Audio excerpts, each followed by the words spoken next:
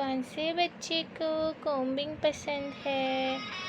कौन सा बच्चा है जो कोम करते हुए पर करता है? कौन सा बच्चा है? ओए ओए ओए ओए, किसको पसंद है कोम्बिंग? कौन है जो पर कर रहा है? पर पर पर। Soft kitty, warm kitty, little ball of fur. Happy kitty, sleepy kitty, purr, purr, purr.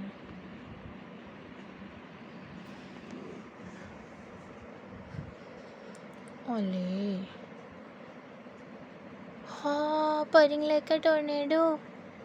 बच्चा purring like a tornado. हाय हाय हाय हाय हाय हाय हाय हाय हाय हाय हाय हाय हाय हाय हाय हाय। कौन एंजॉय कर रहा है कोम्बिंग? किसको अच्छी लग रही है कोम्बिंग?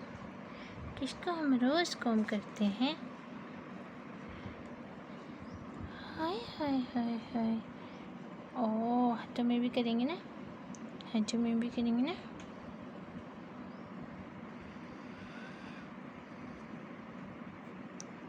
ये हमारे ढड्डू का मैसेज है सबके लिए कि सब अपने कैट्स को रोज़ कोम करिए, अदरवाइज़ कैट्स को हेयर बॉल हो जाता है,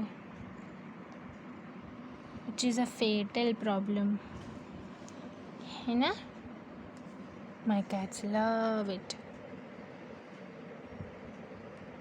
ओए होए होए होए, कौन पर कर रहा है?